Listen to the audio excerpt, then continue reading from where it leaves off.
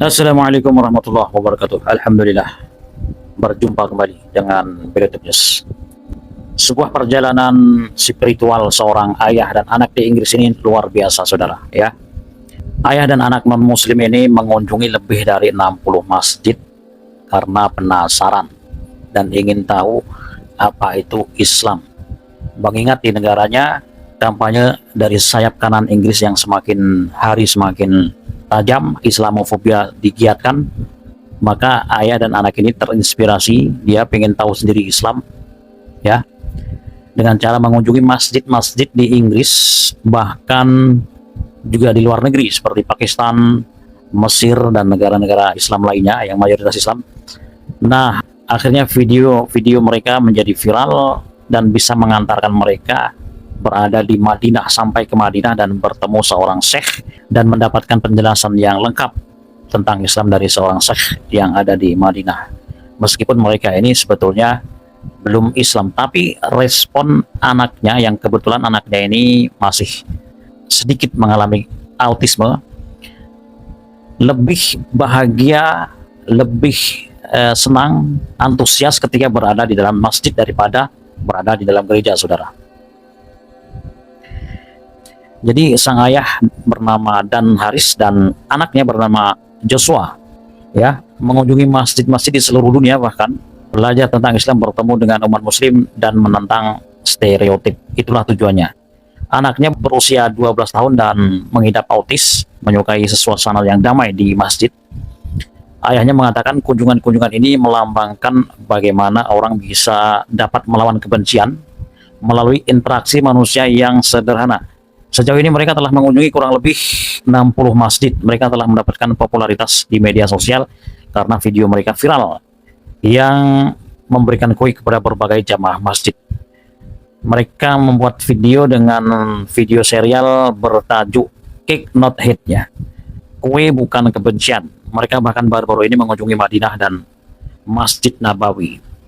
Religion where the Muslims submit to the true creator and sustainer, who is known as Allah, and they believe that He is the only one that is worthy of being worshipped in truth, and there is no partner or associate with Him, and that Allah, the creator and the sustainer, sent the Prophet Muhammad as the final prophet and messenger. The message of Prophet Muhammad was a continuation of the message of all the prophets and messengers before him, especially the message of Moses and the message of Jesus, and the message of Prophet Muhammad is identical, which is to worship one true deity without associating partners with him. And also the prophets and the messengers, they are all brothers and they all share the same faith, which we believe is Islam. When we go into these mosques, what we find is a big sense of community. We find people who are going out into the non-Muslim community and doing good deeds. The litter picking, the fact that they, paint things, that they do up neighbourhoods, that they're supporting the rest of our communities. That isn't a thing that's reported on in the British media. And we should recognise that we're in 2026 and the power of social media is very significant. So if we don't fill the gaps of information about what's going out there, then we know who is going to fill them. Itulah yang mereka lakukan, saudara. Ini sekaligus memang bertujuan untuk melawan narasi kelompok sayap kanan di Inggris, selalu ingin memecah belah, ya, masyarakat di Inggris. Yang menjadi orang tertarik adalah karena ketulusan mereka, ya. Mereka tidak berpura-pura menjadi orang lain. Mereka datang sebagai tamu yang hormat, mengikuti aturan masjid seperti melepas sepatu, bahkan berpakaian muslim yang dengan menggunakan gamis dan kopiah.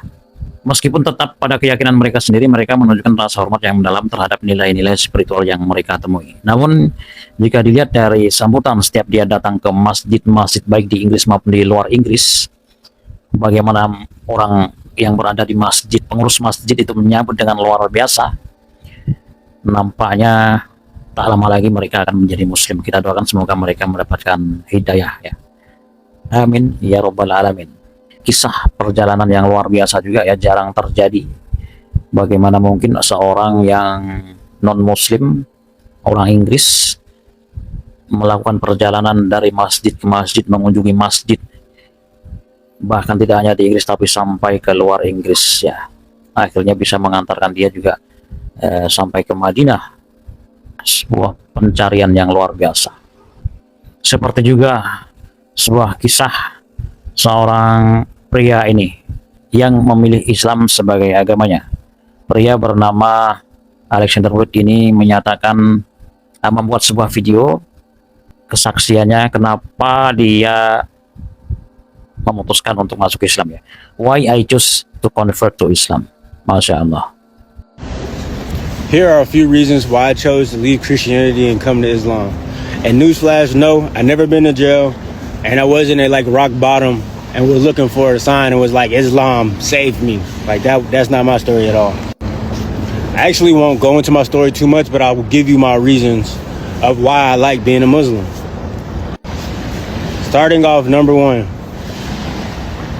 I don't gotta go through nobody to talk to the creator that created me and gives me life and gives me breath every day.